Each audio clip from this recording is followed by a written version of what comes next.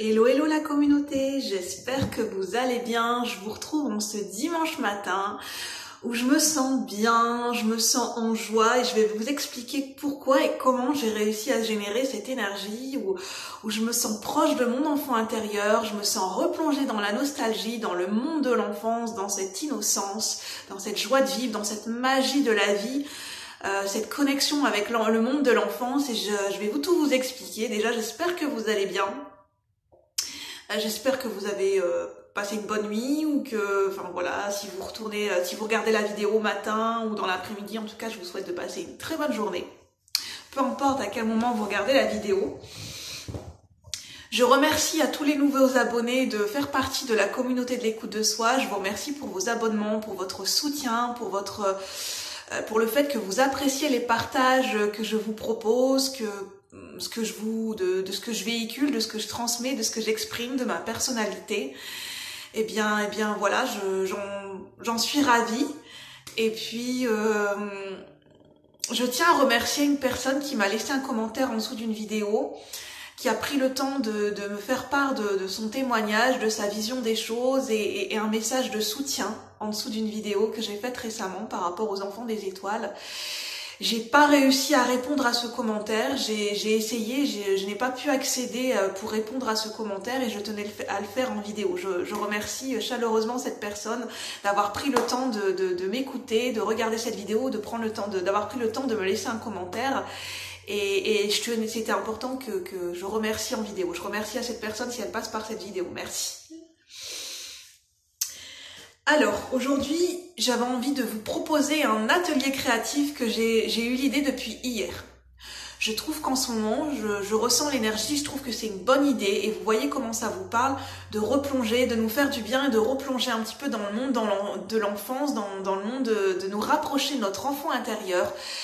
Parce que quand on se rapproche de notre enfant intérieur, de la nostalgie de l'enfance et des souvenirs de quelque chose qui nous rapproche du monde de l'enfance, ça véhicule un champ énergétique très puissant. Je me suis rendu compte depuis hier et je vais vous expliquer.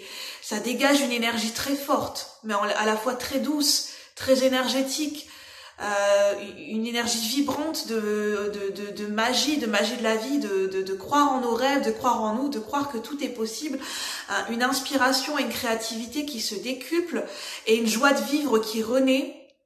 Et ça peut tous nous faire du bien parce que quand on est connecté à notre enfant intérieur, on est connecté aussi à notre âme.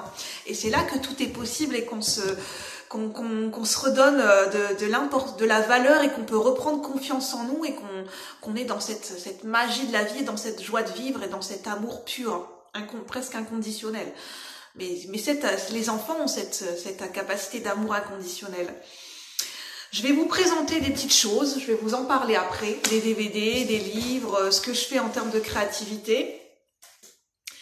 Moi, la créativité, pour mon parcours thérapeutique et mon parcours de guérison et mon cheminement personnel, les moments où ça a été plus difficile ces derniers mois, la créativité, l'expression de mes passions, le fait de me laisser aller à ma créativité, un petit peu de retourner à cette énergie du monde de l'enfance m'a énormément aidé sur mon parcours, mais énormément.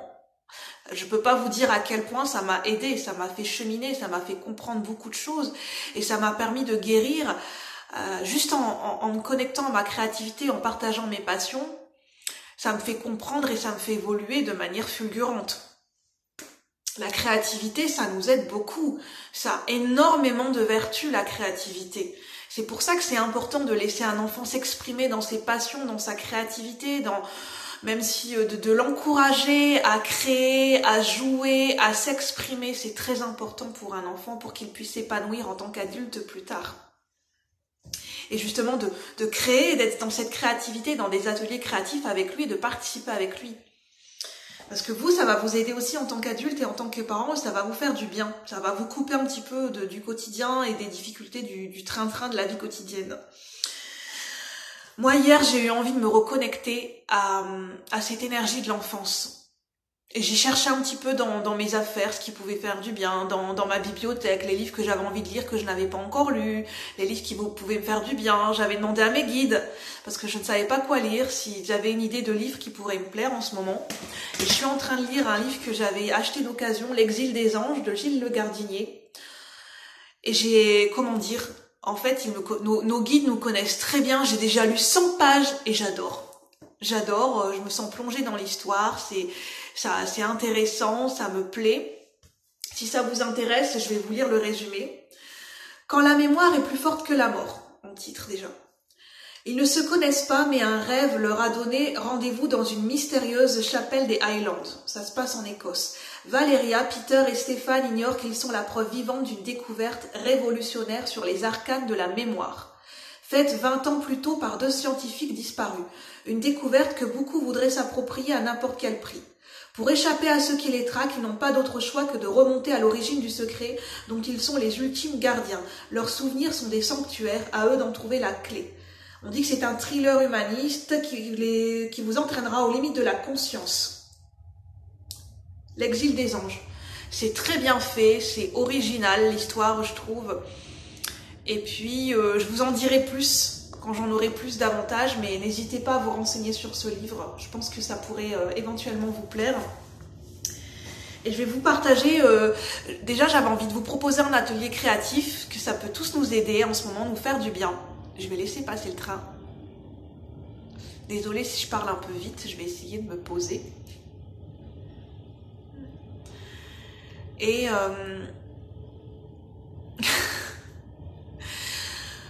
je vous assure que depuis hier, j'ai eu cette intention de me reconnecter à mon enfant intérieur, de retrouver cette énergie de l'enfance. Et depuis hier, je me sens connectée à cette magie de la vie, je ressens cette innocence, cette joie de vivre, cette pureté qu'ont les enfants et je me sens bien et c'est une énergie de magie toute particulière et depuis hier je la ressens fortement pour vous dire qu'on est créateur de notre vie, qu'on est puissant, qu'on est vraiment puissant. Depuis des mois je l'expérimente et je le ressens mais on est capable de beaucoup de choses.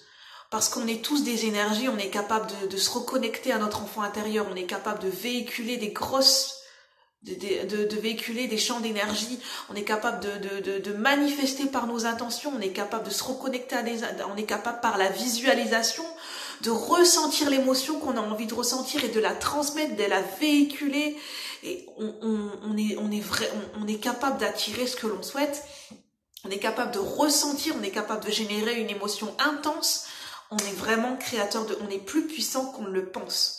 Et c'est grâce à la spiritualité, le fait que je me suis connectée à mes guides, que le fait que j'écoute ma sensibilité, mon intuition et ma créativité que j'ai pu m'en rendre compte. Donc je vous encourage à faire de même, ça va vous faire du bien. Donc en atelier créatif, je vous propose, vous pouvez le faire avec vos neveux et vos nièces, ça va vous permettre de passer un bon moment ou avec vos enfants, de vous fabriquer pour vous et vos enfants ou vos neveux et nièces votre propre boîte à trésors.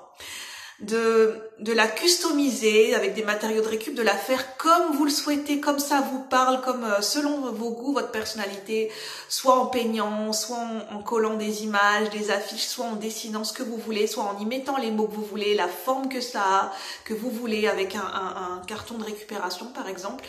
Et vous fabriquez votre propre boîte à trésors, votre propre boîte à malice, votre propre boîte de magie et vous y mettez tous les objets qui vous rappellent des belles choses, qui vous rappellent des bons souvenirs et ça va vous permettre de vous reconnecter à une belle émotion grâce à cette boîte à trésors dans les moments où ça sera plus difficile, dans les moments où vous aurez envie de vous faire du bien, de vous reconnecter à cet enfant intérieur.